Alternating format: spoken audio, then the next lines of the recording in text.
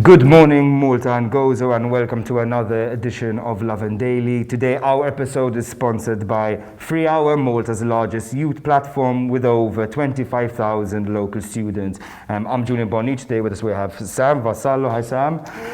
So these are our headlines for today. Maltese mother claims police slaughtered her son for not wearing a mask.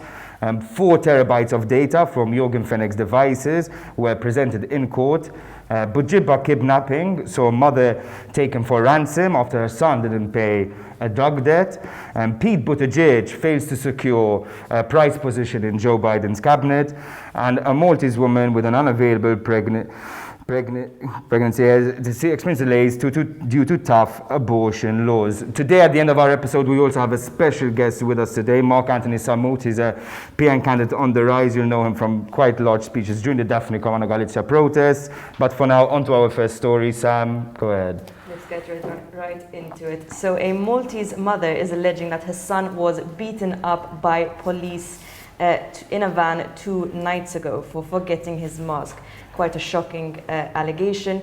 So essentially, the story goes that her son was having a drink in Parcherville, was walking outside a bar, and police saw him, asked him where his mask was. He said that he had forgotten it. He asked for his ID. This escalated into physical assault into a police van. Now, Lovin Malta actually spoke to the mother for details. Very, very shocking allegations. We know that police are looking into it. If you see Lovin Malta's article, the photos are quite shocking. There are bruises all down his back. He's actually being checked out by a medical team. It's not often that we hear about blatant police brutality like this, at least in the media. I'm sure there could be cases that we're not catching, but what did you make of this story? No, at least thankfully, the police are opening up an investigation into the matter. The new police commissioner, Angelo Gaffar, we've had interviews with him. He's quite a serious guy, so I'm sure he'd want to take quite strong and harsh action. Obviously, quite a shocking case. You're meant to trust your police officers, and then they go on and assault you in that manner. I hope this all gets addressed, and I hope issues like this get stamped out completely in the country. On to our next story. Jorgen Fenech's electronic devices have finally been presented in court. This is the first time they have been in court ever since he was arrested in connection with the assassination of journalist Daphne Caruana Galizia. So yesterday in court we followed it live, and there were 3 Europol officers who submitted around 4 terabytes of data over 3 hard drives. That's quite a large amount on there. The data is lifted from quite a variety of things. That includes phones, laptops, security cameras, DVDs, and even a Bluetooth device. So the data itself is called Operation Blue Elephant.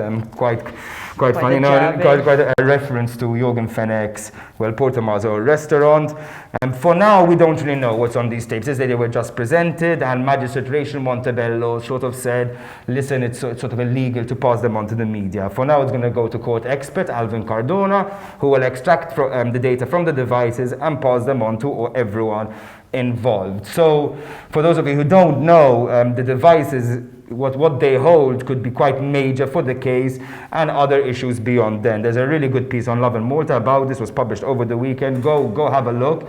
But for those of you who don't know, Joseph Muscat, Keith Schembri, Edward Zammit Lewis, a lot of political figures actually had intimate WhatsApp conversations with Jorgen Fenech. So while the devices shed some light on the assassination itself, they also hint at the wider web of influence Jorgen Fenech, who was Malta's biggest businessman, had on the political class. Quite interesting. What do you think of it? Absolutely terrible.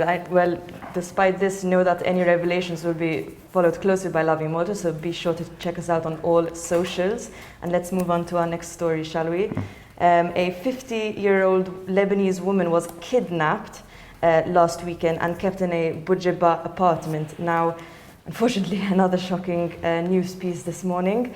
Essentially, the son of this Lebanese woman was called up by a Libyan national who threatened that he would never see his mother again unless he coughed up this money in relation to drugs. So 2 Libyan suspects, aged 43 and 46, were arrested in Slema shortly after the news, and the woman was found, thankfully, physically untouched, but obviously traumatized in a Bourguiba apartment later that night. A 22-year-old was also arrested in relation to this. Again, it's not often that we hear of a case of kidnapping in Malta. Unfortunately, I hope these people are brought to justice, and it makes you understand a little bit, about potential, drug theft and the seriousness of these cases. Hopefully these issues get addressed. As much as they're shocking, at least they put a microscope on these issues that maybe authorities have just been simply ignoring for the last few years. To move on to our next story, a bit of stuff going on abroad. So Malta's hopes for having a Maltese American in the White House appear to be dashed, with Pete Buttigieg yet to receive a call from newly elected President Joe Biden's to join newly elected President Joe Biden's cabinet. So everyone I'm sure remembers Pete Buttigieg doing actually quite well in the Democratic primaries. He's been long touted to join Biden's cabinet. However, it seems he's yet to be announced. He's been touted to join a number of key positions, heading housing and urban development, from veteran affairs, and even to be the US's UN ambassador. Very, very, very major roles. He's hugely popular. He's young. He's openly gay. He's actually quite liberal, and maybe at least a bit more of a centrist in the Democratic Party. So maybe a little more digestible to the masses. We'll see what's going to happen. I don't know. Do you think he'll get it, Sam? There's still a chance that he gets elected into cabinet. I think, despite him being a centrist, anything is better, in my opinion, than the last 4 years of chaos. So I hope to see his fresh face in administration, and to be very cool, for us as Maltese to see someone in such a position of power. Moving on to our last story, unfortunately, another shocking case over here. So a woman with an ectopic pregnancy, which is an unviable pregnancy, was forced to wait and delay potentially life-saving treatment, and this has sparked pro-choice activists, going to Parliament to condemn this action. So just to give you some background, there is an online platform in Malta called Break the Taboo, and they divulge anonymous abortion stories of women in Malta. This particular story was broken yesterday, and essentially this woman who was on contraceptive fell pregnant. It found to be ectopic, so that means that the fertilized egg was planted outside the uterus and therefore could potentially kill her and make her infertile.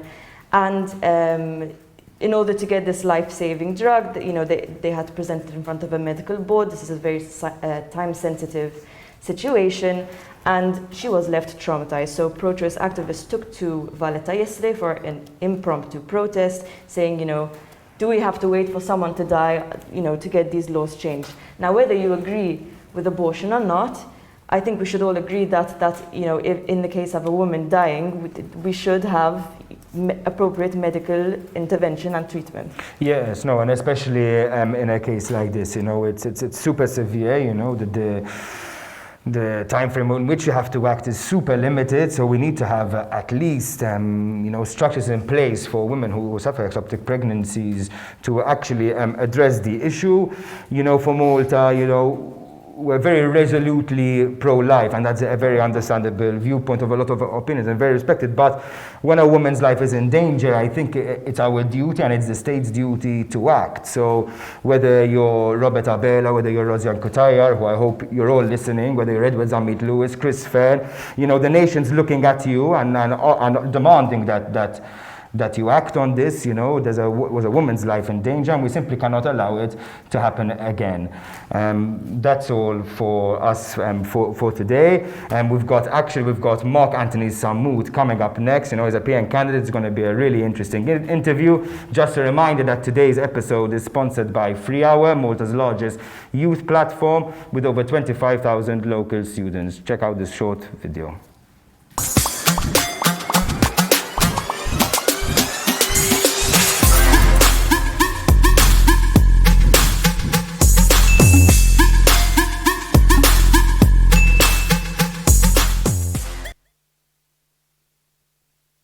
Hi, welcome back everyone. Hi, Mark Anthony Sammoud. Hi, Julian. Good morning. Good morning. To all our viewers. Thanks for joining us today. Thanks for the invite. Before we get you going onto other more serious questions, I want to just see what your take is on this case of the aseptic pregnancy. Should more immediate structures be in place for people to work? I wonder what's your take on it. It was quite a shocking story. We all know that ectopic pregnancies are not viable for the embryo, so the embryo is going to die anyway, and they are very dangerous for the woman. They can actually cause death if left untreated. In the past, because not to cause a direct abortion on the embryo, surgery used to be performed to remove the whole fallopian tube, thus ending the pregnancy indirectly, but with the consequence that the woman would halve her chances of getting pregnant again. I had thought that by now administering medicine to end those type of pregnancies was routine. But it seems it's not, and I think in cases like those where it's dangerous for the woman and the embryo has no way of living, I think something needs to change because we cannot risk women's lives. Okay, thank you. Just to move onto yourself. So obviously you're a young figure in the PN, a young face, a very energetic face. You know, people know you very well from speeches you've given at protests and stuff. But the PN itself is losing the youth vote. I mean, surveys show that young people are leaving the party. Does the PN even have a future? I don't think that's the situation. I mean, for instance, this week I've seen young people join the party, and for the first time in years we had 44 young candidates contesting the MZPN and Team Start elections for a start. In all my years in MZPN and the party, I've never seen that number of young people contesting elections. I mean, hundreds of youngsters came to vote for these elections at Dar Centrali. New people are becoming members of the party and signing up. So yes, over the past years we did lose some ground and youth vote, but I think over these weeks we are slowly getting there.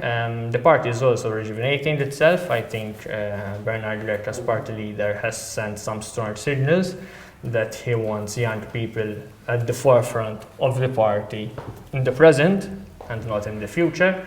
Recently there was the appointment of Michael Piccinino, 25-year-old, as secretary or executive secretary of the party. We saw the appointment of Carl Duder, a young MP, as deputy whip, of Carol Aquilina as group parliamentary secretary. So I think things are moving. Even if you see the lineup of candidates already approved for the next general election, there are many young people, and not just young people, but young people who now have years of experience within the party, in local councils, and public life. So there's work being done. It's still work in progress, but I think we are on the right track. So obviously you've been in the party structures for quite a while now. Some would even probably a party stalwart at this stage, from even despite your very young age. I've been a local councillor for 15 years now, so I was still 19 at the time. So you obviously know the party's roots very well. You know, I don't know. This is coming from maybe an outsider watching the party unfold. It almost seems like the party's lost its way, lost its identity. Nobody really knows what it stands for anymore. What is the PN to you? What is the party's message? You know, the party's principle. I think that the PN has always been the party who stood up for human rights, who stood up for freedom, for democracy, for free expression, and it still stands for those values. I think these past 7 years have shown us that those values are more important now than ever, and the way forward is to flesh out a vision, a framework of policy built around those. Now the party has announced the 12 pillars on which it wants to build its future policy, foremost of which is the environment, and not just the rural environment, but the urban environment, the social environment, the intimate environment surrounding us.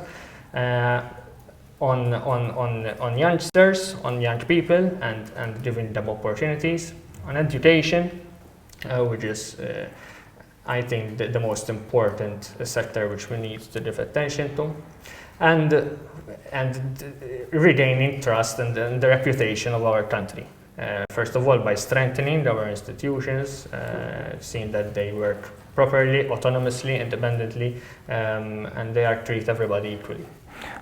Of course, over the coming months, it will be up to us to flesh this out in an electoral program with countries' proposals. On that topic itself, so it's been a year since there was the political crisis that unfolded. We saw people like Joseph Muscat resign, Keith Kembry, and the months that followed, Conrad Mitzi, Chris Cardona, changes in police commissioners and whatnot. Now you were quite, I guess, a major figure in that part. You gave quite rousing speeches, inspired quite a lot of people. Do you think there has been any major progress since? Are we moving in the right direction under Roberta Bela? Well, let's remember that up until last year, maybe 2 years ago, no one would have imagined that Joseph Muscat, the Invictus, the all-time winner, would ever have been removed from power without ever completing a single term in office. So I think over the past year we won a number of important battles on that aspect, not just Joseph Muscat, who coincidentally it was today a year ago who announced he was going to resign after that mass protest in Valletta, but also the people you mentioned. I mean, Star Minister Conrad Mitzi, Keith Kembry, Chris Cardona, the Police Commissioner, the Attorney General. So those were all important battles, but we have won, and it shows the power of activism, the power of mobilizing people physically out into the streets to protest. And that was all due to civil society, to NGO groups like Republica, Occupy Justice, and others who were born after Daphne Caruana Galizia's assassination. Also to independent media houses like yours, who supported that movement, that were kept investigating these stories, and above all, I think the resilience and determination of the Caruana Galizia family, who was a source of inspiration for all those of us fighting for truth and justice. But no, we are not there yet. I mean, these people have been removed from office, but they have not been brought to justice yet. And I think the first step for this country to really heal and start a process of reconciliation would be for justice to be served, and to show that in this country, not even politicians are above the law. Even politicians have to face the consequences of their actions, and then and only then, yes, can we start rebuilding together an honest Malta, a just Malta, a Malta we would all truly be proud of. Do you have faith that Roberta Bela could lead Malta through something like that? Not much. From where I stand, I think we can never really achieve the full truth and obtain the full justice until Labour remains in power. Because let's face it, what Joseph Muscat, Keith Kembry, and Conrad Mitzi and all the others did, they would never have been able to do had they not had the support of and the backing of the whole Labour Party structure. So wherever they go, they will try to protect the survival of the party and all those close to them. So I think the first step to really achieve the whole truth and full justice would be to change the party in government. And that's why today I'm standing as a Nationalist Party candidate on the 4th and 10th district, and try to do my part, as I did last year, to bring down that criminal network, now to help build the new Malta, which should replace it. On that, so obviously, 4th district is your home district, it's the area you're from, but the 10th as well, this is a place which, in a sense, lost a PN seat last election with Marlene Farrugia getting elected of that district. Is there a particular reason you chose that area? It's a district where the PN needs to strengthen itself again. It's a district where I have quite a number of friends, and to be honest, I was urged by many people living there even during the protests last year and during the monthly vigils, inviting me and urging me to contest there as well. So when the party asked me to contest another district, I suggested the 10th. The party agreed, and so here I am now contesting both the 4th and the 10th. Good luck. I'm sure it's going to be a very exciting. There's going to be Joe Giglio as well, another up-and-comer, facing off. On to maybe some personal positions of yours. So we're sort of seeing Malta move maybe in a more liberal direction. We've seen divorce introduced, LGBTIQ rights and everything. Now we're starting to see the debate sort of turn, euthanasia is coming up and even abortion. I wonder what you think on the first part, on euthanasia. What's your personal opinion? I think euthanasia is a different story than abortion, because in abortion there's a third person involved.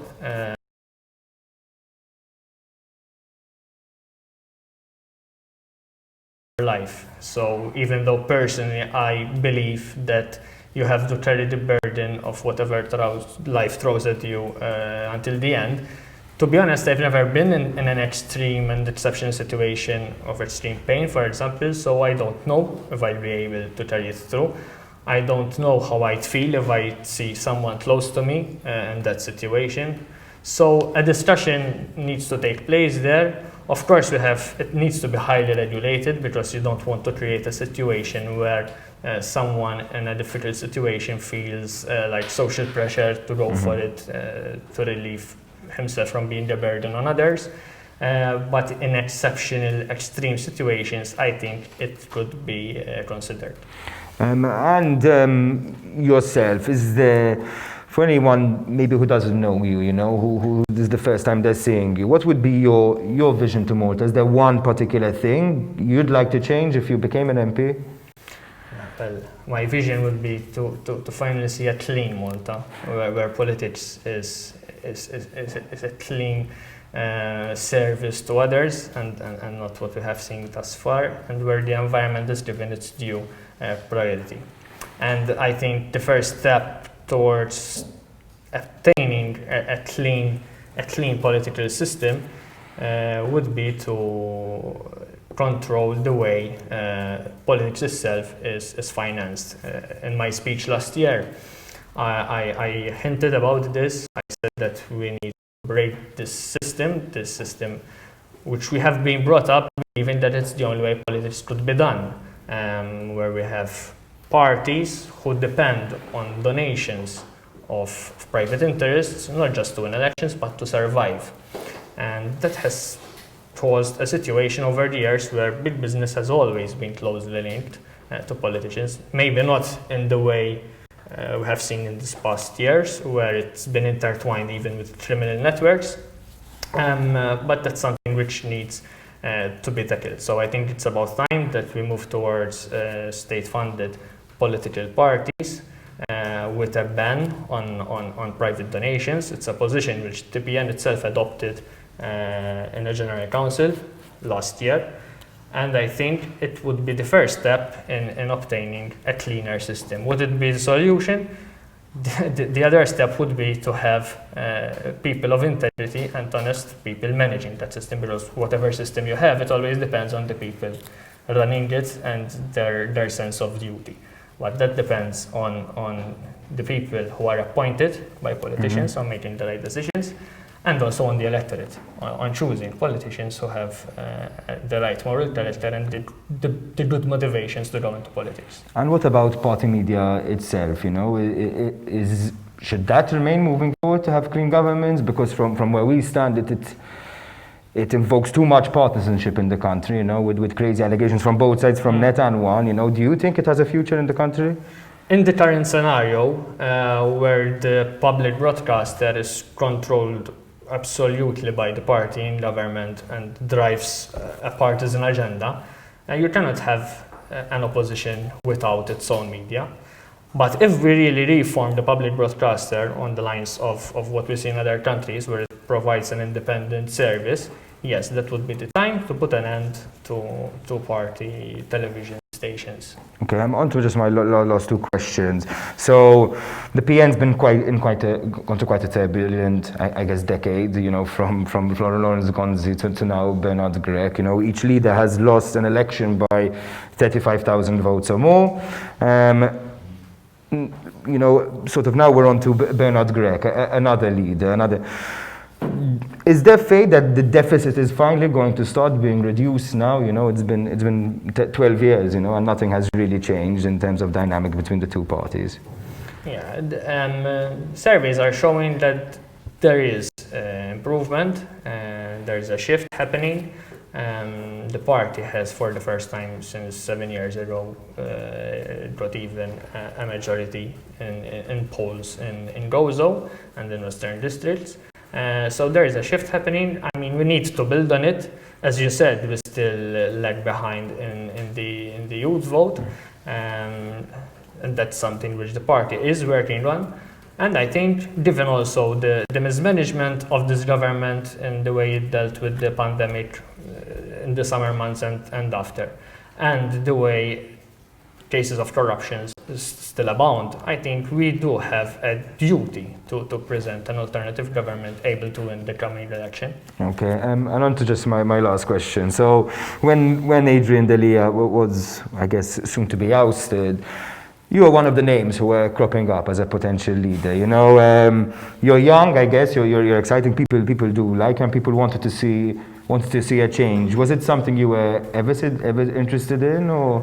Well, it was not something that I had ever considered until my name cropped up. Actually, last year I thought I was going to take a break from politics, to be honest. But it's something which I feel passionate about. I mean, I believe I can contribute, so I kept working within the party and still work within the party. We have a very good, competent and honest leader at the moment, so I think our duty is to support him, give him all our best to present not just him as an alternative prime minister, but to surround himself with a team which could present itself as an alternative cabinet for the next legislation. Okay, thanks a lot, Mark, for joining us.